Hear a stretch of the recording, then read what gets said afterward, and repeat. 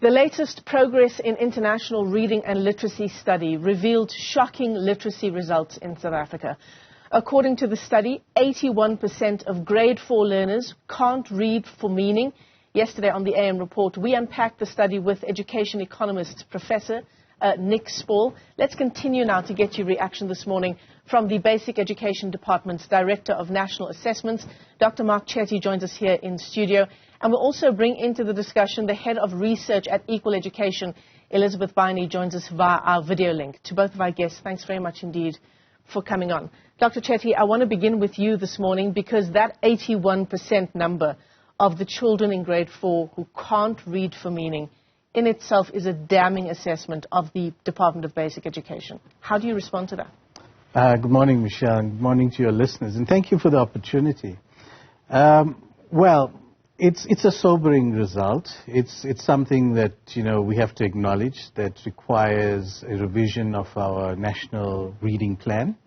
And so we understand that, there was a context behind this result, largely affected by COVID. Mm-hmm.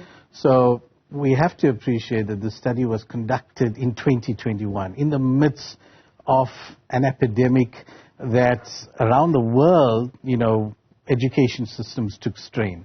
So we interpret this result as something that we have to acknowledge and work on, but we are looking forward towards, better understanding the data, better understanding how we can mine the data further in order to put forward a strategy to turn this situation around. Coming out of the COVID context, we've got to refocus our energy on reading for meaning. And Michelle, I want to make the distinguish that a lot of the literature and the media coverage is about children cannot read, but it's actually reading for meaning, which is a very higher level of reading. It's the highest level, actually. So it's not like our children do not understand phonics, they do not understand how to read in their home languages. It's about when they're given graded texts, can they interpret, can they analyze information, can they infer, can they put logical arguments? That's where we need to focus attention on. Elizabeth, I'll bring you into the discussion in just a moment, but I want to just hone in on what you mentioned about, this 81% being largely due to COVID-19. I have to disagree with you there because the numbers are nothing new. These numbers go as far back as, I believe the numbers we had was from 2001, pardon me. So effectively the numbers we have now has taken us back to that 2001 number. 2006, we went to 87%, 2011 to 82%, and then 2016 we saw a bit of a decline, 78%. The point I'm making, Dr. Chetty, is that the department cannot now be wasting time on mining data that's been there for a decade. No, well, actually, we go back to 2006. We didn't participate in 2001. So we have 4 cycles of data to monitor trends, and PEARLS is a trend study. It's not the only study that we use to monitor the system. So the numbers, are going to be different with different studies. This is about particularly reading for meaning at the grade 4 level. We're tracking performance in other studies as well.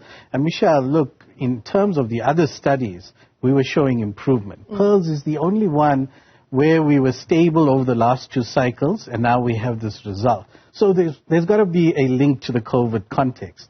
But given that, our strategy going forward is saying, right, we have this result. Now what do we do? What do we do differently? So we formulated a revised national integrated reading plan. And it's based around 5 pillars. 1, let's understand the complexity of reading. We didn't focus too much on that in the last cycle. We focused on reading, phonics and phonemic awareness. Now we need to take our learners to that deeper levels at earlier grades. Give them text passages. PEARLS, the framework is a very profound framework, but very deep. We're looking at literary text. We're looking at informational text. So you've got a newspaper there. We need to expose learners to that kind of articles, to that kind of text. So that's what's been missing in the past, and we need to equip and support our teachers. So we've got 5 pillars around teacher support, LTSM, giving teachers a kit, policy directives, looking at the school climate and the home environment, and that will be articulated by Minister later today in the budget speech, as well as in the next few days where we'll articulate the plan in more detail. Elizabeth, let's bring you into the discussion. Elizabeth Biney is with Equal Education. Let's, for a moment, move past the shocking statistic insofar as our children's reading ability is concerned. And I think let's move the discussion forward insofar as what impact this has for a child, this issue of being unable to read for meaning in grade 4. Thank you. Good morning. Thanks for having us. So the results, obviously, as Dr. Chetty pointed out, needs to be analyzed and understood in a broader context. And while we acknowledge the impact of COVID in some of the learning losses and potentially impacting this performance, I think the fundamental issue we have is that we do have a crisis on our hand in the sector.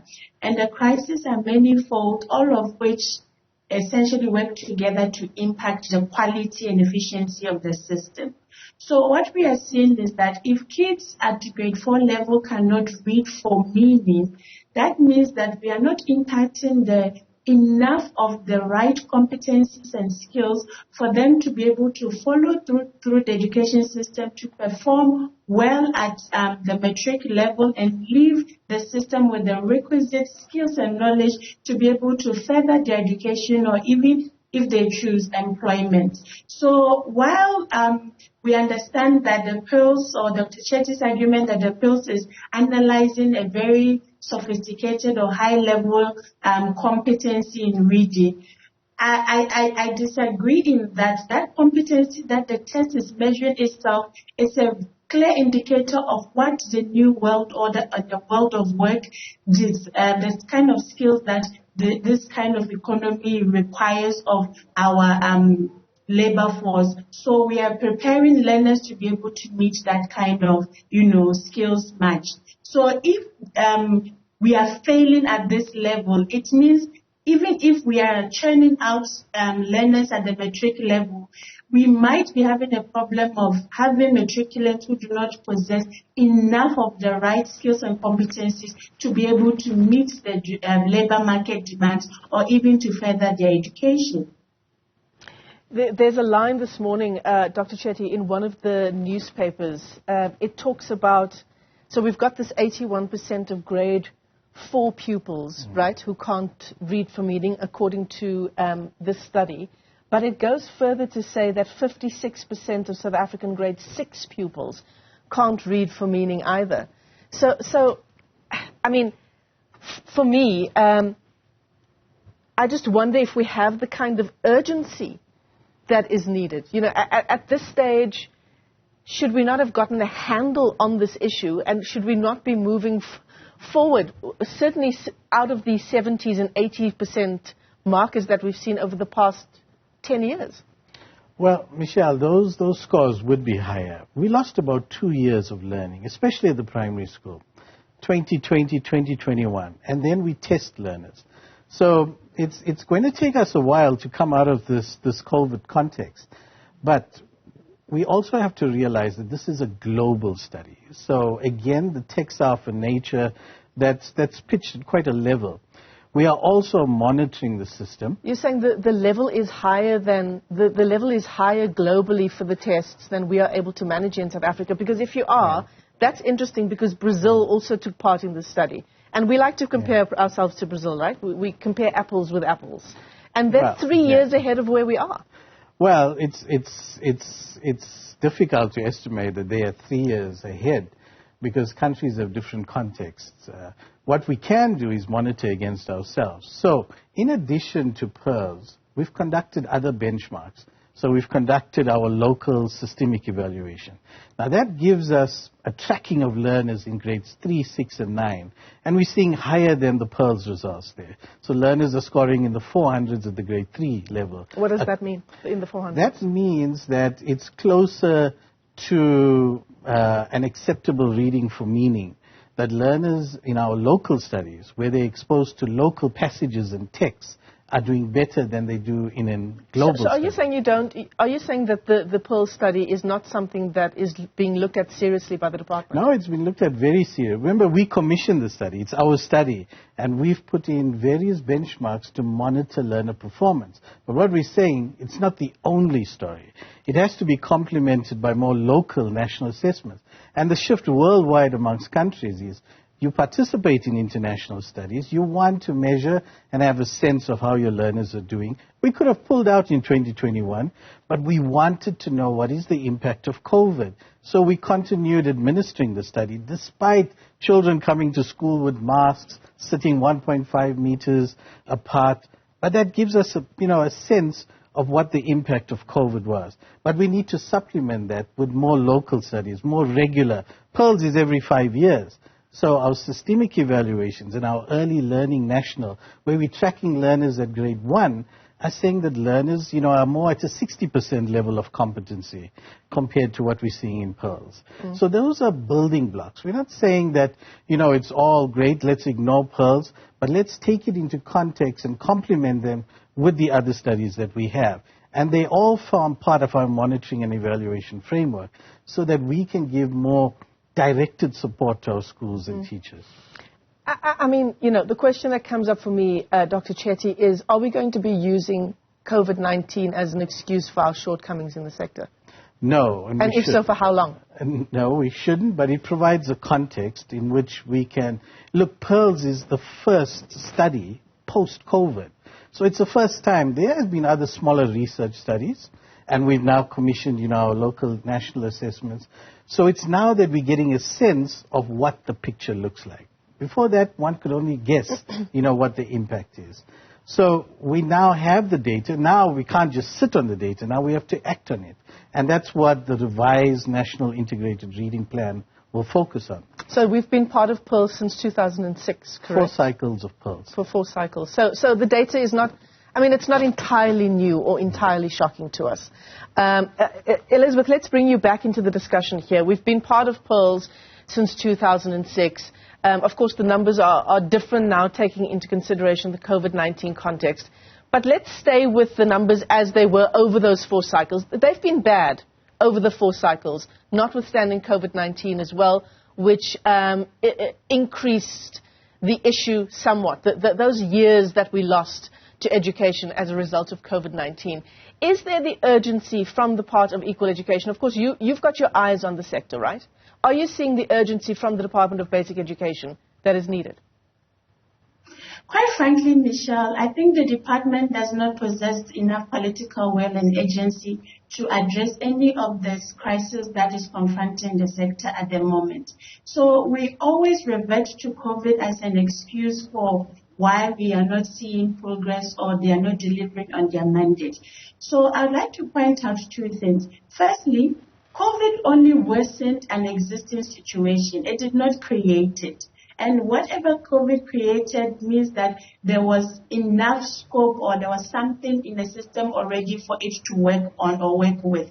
And what we are seeing is that we cannot blame COVID because we still have 70% of our schools that do not have libraries. And even the 30% of schools that have libraries, those libraries are not stocked with the relevant materials for learners to be able to engage with, right? So how is that the responsibility of COVID, or how is that something COVID created? There was inequality in our schooling sector and the system way before COVID happened, and COVID is only highlighting the depth or the intensity of this inequality and the challenges that persist in the system. Department is prone to crisis management. They are reactive. They only come up with solutions and ideas and plans and promises when situations are dire, when there's something in the media and they're getting a lot of hits. We are not seeing a department that is proactive and that takes the rights of learners seriously anymore. Yeah. Dr. Chetty, your response? Yeah, well, Elizabeth, you're incorrect. Because if we were not urgent, we wouldn't have commissioned the study. We are not reacting to the study. We are releasing the study. It's not other researchers that are coming and telling us the problem. We are saying to the South African public, this is the results of Pearls. So it's not a reactionary stance. It's very much in our plans and, commissioning studies internationally, locally. We have a framework in which we have purpose-driven studies to give us data about how the system. So a system that is evidence-based, that is looking purposefully and decisively about what's happening, can only be helpful and constructive. But I also want to, draw Elizabeth into, let's look deeper at what's causing the results to come down. So, Michelle, what we're seeing is that we are the only country that tests 11 languages. So there's a multilingual context that other countries in the study do not have. The other two African countries, Morocco and Egypt, only have Arabic. So we have 11 languages. And when we look at the scores, we can see that we need to support the other 9 African languages. English and Afrikaans seem to be fairly stable. They are much higher than the average score. So those other 9 languages need support. And we need society to come on board because we need publishers, we need graded text, we need informational material in the other 9 languages so that teachers can be expose these materials to their children in the class. So another big factor that, Elizabeth, that we need to look at is the gender differences. What's pulling these scores down? The boys that we find, and this is the first time, so we don't know whether COVID had an impact, is 57 points less than the girls. So if we only had girls participating in the study, we would be fine. But the boy learner is an at-risk learner, and it's becoming increasingly more so. This was a situation that didn't get much attention in the past. It's something that we need to focus. Because of the design of PEARLS, other than other studies, the sample brings in a larger amount of low socioeconomic schools into the design because you need to stratify by 11 languages. So you've got to get sufficient Tsonga schools, Sepedi schools, Setswana, and these have a high number of low SES schools. So then it brings the overall scores down because we're seeing that's where the low performance is. Yeah. And I thank you to both of our guests for trying to unpack this story for us. And the issue that you're bringing about rural schools is such an important one, right? Because it's already impoverished communities that, according to the study, are suffering from essentially literacy levels that are way below what they should be. I look forward to bringing you back in, what shall we say, a year's time, so that we can feed back on these numbers, we can get a sense of plans that have put in place and where the department is heading. It still is a crisis story that we're tracking for you. There are several calls for the Minister of Basic Education to be fired, given the results of this study. And, of course, as we say, these numbers are not new. Let me thank both of our guests. Dr. Mark Chetty is with the Department of Basic Education, and Elizabeth Biney, joining us via our video link this morning, is with Equal Education.